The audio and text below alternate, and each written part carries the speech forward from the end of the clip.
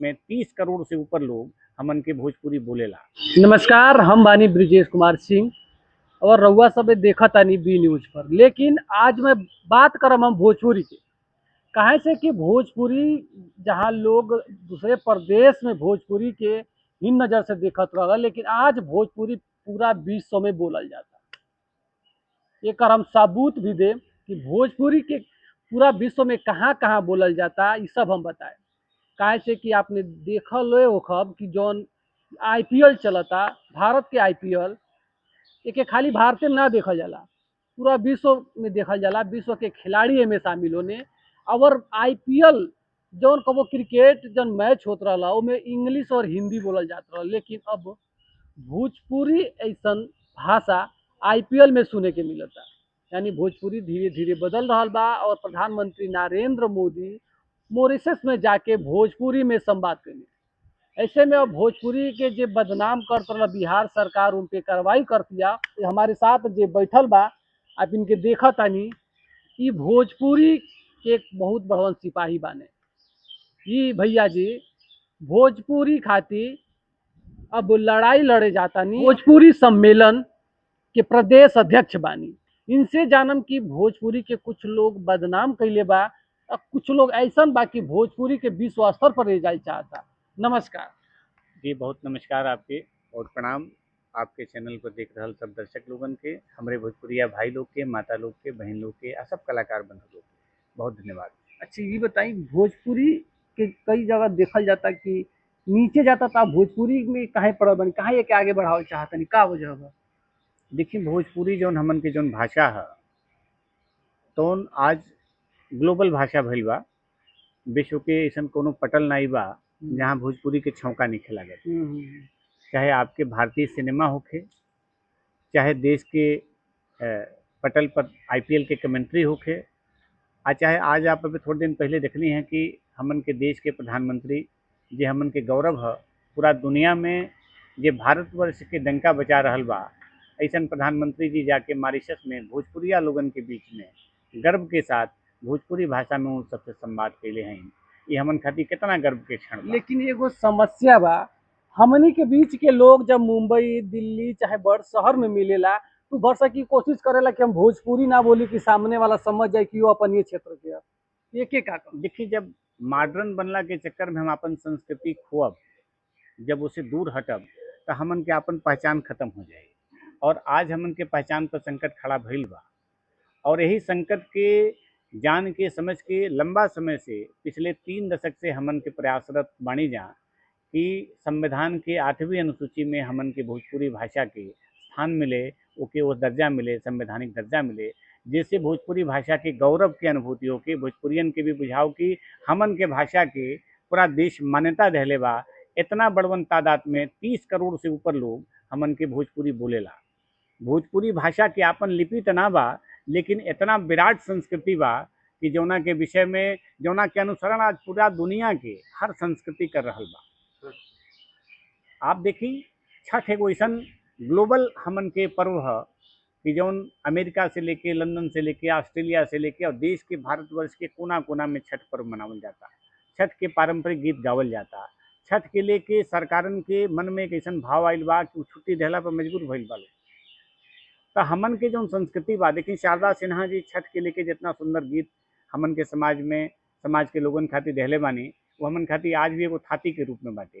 तो ऐसा तमाम कलाकार जी भोजपुरी के गीत के माध्यम से, संगीत के माध्यम से, सिनेमा के माध्यम से, आज संस्कृति के संरक्षण के माध्यम से जो सेवा कर रहल बा, हम सबके प्रति बहुत ही शुक्रगुजार बानी। हमने यो कह सकल जाला कि भगवान राम भी भोजपुरी बोलत रहने, काहे से कि अयोध्या भी भोजपुरी बोलल जाला। अब देखिए, हमन के गीत गावन जा कि अवध में राम जी जन्मले हो रामा, चैत महीनवा, का है भोजपुरी है। भोजपुरी में दास कबीरदास जी लिखले बाणी, रचना केले बाणी। भोजपुरी में राउर तुलसीदास जी रचना केले बाणी।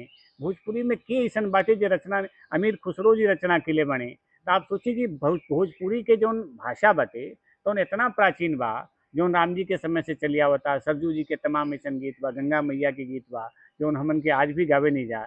ये भोजपुरी के सब थाती है हमने। आप देखिए कितना पुरान भाषा है। तो ये संविधान के 8वीं अनुसूची में जब आ जाए तो हमन खातिर बड़ा गौरव के क्षण रही। हमने के एकरे खातिर प्रयासरत बने। जैसे जो दूसर भाषा बोलेला मराठी, गुजराती, हरियाणा, पंजाबी, उ लोग भी आज भोजपुरी में आके फिल्म बनावता, गाना गावता। अबे हनी सिंह के उ गाना आइल है, जैसे कि कुछ दिन पहले हनी सिंह बाहर हो गए, लोग उनके धीरे धीरे भुलात रहल, लेकिन भोजपुरी में एक ढोलक बजावे वाला लड़की के साथ उनकर गाना आइल, आज वायरल हो गए। अब देखिए भोजपुरी के स्वीकार्यता बढ़ल बा। भोजपुरी के स्वीकार्यता बढ़ल बा हिंदी सिनेमा में भी, पंजाबी में भी। आप देखिए कि दिल्ली में ऐसा कोनो विवाह ना हो तो इसमें भोजपुरी गीत ना बजे। हमारे भोजपुरी के तमाम ऐसा कलाकार बने, असम मूल के गायिका हैं हमन के, जिनके मदर टंग जो कहल जाला, मातृभाषा जो कहल जाला कि असमिया है, लेकिन वहाँ के भोजपुरी के बड़ी सेवा कैले हैं कल्पना पटवारी जी। हमन के बनारस के और बिहार के बीच के रहे वाला, आज देश के संसद में जी हमन के प्रतिनिधित्व करे नहीं, ऐसा माननीय सांसद दिल्ली के मनोज तिवारी जी, गोरखपुर के हमन के सांसद, जौनपुर के मूल निवासी वहाँ के हैं रवि किशन शुक्ल जी, ये सब मिल के भोजपुरी के सेवा कर रहा बा और अपने अपने माध्यम से सेवा कर रहा बा। भोजपुरी के परचम लहरौले में ये सबके बहुत बड़वन योगदान बा। आप कैसे भोजपुरी का आगे बढ़ा में, यहाँ तक कि अब स्कूल में जौन बा हिंदी में के पढ़ावल जाता, इंग्लिश में पढ़ावल जाता, तो जब अपने यहाँ बेसिक शिक्षा ही भोजपुरी या हिंदी में नहीं कि इंग्लिश में होता, तो कैसे ही भोजपुरी आगे बढ़ी? देखिए हमन के जो गांव में जो पाठशाला बा, अजबो जब भोजपुरी में संवाद होला, लइका बुझे न कुल और अंग्रेजी कम बुझे न कुल, भोजपुरी ज़्यादा बुझे न कुल। तो हमन के कोनो भाषा के लेके कोनो समस्या नहीं बा कि हे भाषा में हमन के पढ़ाई होला। ज्ञान हमने के अर्जित करे के बा, चाहे हमने के अपने मातृभाषा में अर्जित कर लिया और चाहे वो हिंदी और अंग्रेजी माध्यम होके। अंग्रेजी और हिंदी माध्यम जौन बा हमन के देश में एक दूसरे से जुड़ले के जरूर काम करेला, लेकिन भोजपुरी हमने के आंतरिक रूप से एक दूसरे में रिश्ता स्थापित करेला। ए नाते भोजपुरी के प्रति हमन के जो समर्पण बा, जो भाव बटे, तो दूसरे ढंग का बटे, अलग बा, जो के व्यक्त नहीं कइल जा सकेला। रउआ के बढ़न जिम्मेदारी अब देहल गई बा, हमरे मार्फत से आप का कहल चाहतनी भोजपुरी के सुने वाला, देखे वाला जनता के? हम तो खाली इतने कहब कि आपन जौन भोजपुरी बा, आपन जौन संस्कृति बा, आपन जौन थाती बा, जौन माटी के चीज़ बा, तो उनके हमने के संजोई जा। केकरे खातिर? अपने आवे वाला पीढ़ी खातिर भोजपुरी में संवाद कैल जा, भोजपुरी में पैलगी कैल जा।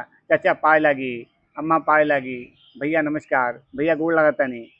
ये सब छोटे छोटे जो हमन के जो संवाद अदायगी बटे, ये कुल कैल जाए, जोने से हमन के आवे वाला पीढ़ी भोजपुरी भाषा के प्रति लगाव एगो महसूस करे, ओकरे प्रति एगो जिम्मेदारी महसूस करे।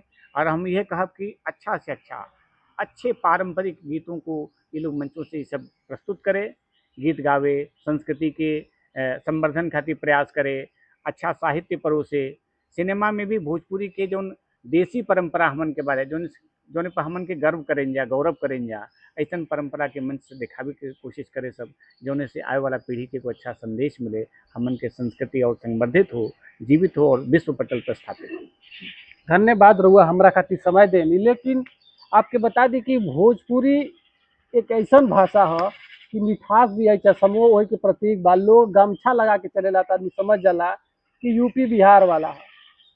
तो हम यूपी बिहार के भाषा के लेकर आज बात करनी, काहे से कि एक चर्चा खूब हो रहा बा और बिहार में तो एक चर्चा हर घर में लोग अश्लील के लेकर चर्चा करता कि अब बिहार में ये तरह के अश्लील गाना ना होके, जरा खातिर बिहार में कानून भी बन गई बा।